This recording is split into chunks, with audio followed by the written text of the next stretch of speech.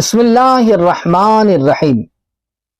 नाज़रीन मोहतरम, आपने बाज़ हजरात को देखा होगा कि बीड़ी, सिगरेट या गुटखा, तंबाकू वगैरह खा लेते हैं और फिर उसके बाद वो मस्जिद के अंदर आते हैं। तो ऐसी सूरत में नमाज पढ़ने के लिए मस्जिद में आना, बीड़ी पिए है, सिगरेट पिए है, और ऐसी हालत में मस्जिद में आना क्या उनका दुरुस्त है या नहीं ये अमल। रमज़ानुल मुबारक में आपने खास तौर से देखा होगा कि इफ्तार कर लेने के बाद अब वो दिन भर बीड़ी सिगरेट पिए नहीं होते हैं, तो जैसे इफ्तार किया और उसके बाद फौरन सिगरेट पी लिया या बीड़ी पी लिया और मस्जिद के अंदर फौरन आ जाते हैं।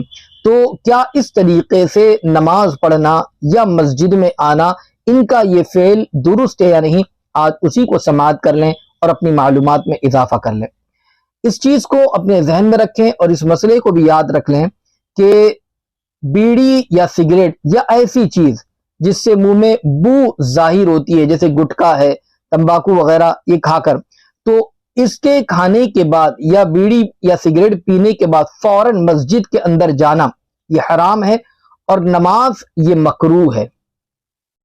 इसकी वजह बयान की जा रही है कि इससे मुंह के अंदर बू पैदा होगी, और क्योंकि जब आदमी बीड़ी सिगरेट पीता है तो मुंह के अंदर एक किस्म की बू पैदा होती है और मुंह का बदबूदार लेकर फिर मस्जिद के अंदर जाना, ऐसी हालत में मस्जिद में जाना भी मना फरमाया गया है।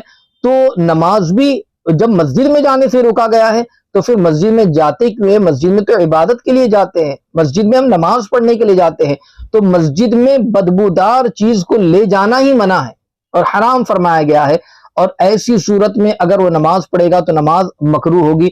तो इसलिए हुक्म ये है कि अगर वाकई आपको, और दूसरी चीज ये कि सबसे पहले बीड़ी सिगरेट गुटखा पान, मैं तो ये कहूंगा कि खाना भी नहीं चाहिए। ऐसा नहीं कि उसको खाएं और फिर उसके बाद कुल्ली करके आप चले जाएं, नहीं, बल्कि इससे तो रोका भी गया है, मना भी किया गया है। इसलिए किसी ने कहा था कि बीड़ी पीने वाला या सिगरेट पीने वाला आदमी कभी बूढ़ा नहीं होता है। किसी ने कहा कि क्या बात है, ये जवानी का एक नुस्खा है। कहा जवानी का नुस्खा नहीं है, ये बुढ़ापे से पहले पहले ही चला जाता है, फौत हो जाता है। बुढ़ापा आता ही नहीं है, बल्कि उससे पहले पहले वो फौत हो जाता है। न जाने कितनी बीमारियों को अपने साथ ले आता है। खुदारा आप अपनी खुद की जान का, अपनी सेहत का ख्याल रखें, और ये चीजें जैसे बीड़ी सिगरेट है, गुटखा तंबाकू वगैरह है, ये तमाम चीजें जो नुकसानदेह हैं उससे अपने आप को बचाएं। और अगर बिलफर्ज किसी ने पी लिया है तो अब ऐसे मौके पर मस्जिद में आना है तो सबसे पहले अपने मुंह की सफाई करें और उसके लिए मिसवाक करें। मिसवाक कर लें, अच्छे तरीके से मिसवाक करें, अच्छी तरीके से कुल्ली करें और यकीन हो जाएं कि हाँ अब मैंने अपने मुंह की सफाई अच्छे से कर ली है, बू नहीं आ रही है, अब वो मस्जिद के अंदर आए।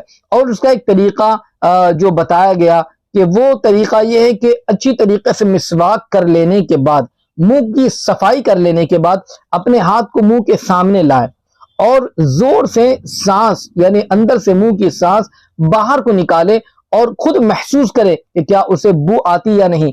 1 2 3 मरतबा इस तरीके से अमल करें। अपने हाथ को मुंह के करीब लाएं और मुंह से बू जो निकल रही है वो खुद महसूस करें, वाकई वो बू इतनी ज्यादा तो नहीं है, यानी मुंह की बू जाहिल हो गई है, या मुंह की बू वाकई आ रही है।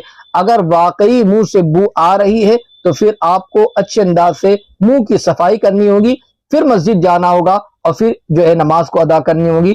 ऐसी हालत में बदबूदार मुंह लेकर मस्जिद के अंदर हरगिज न जाएं, इसलिए कि इससे दूसरे नमाजियों को भी तकलीफ होगी।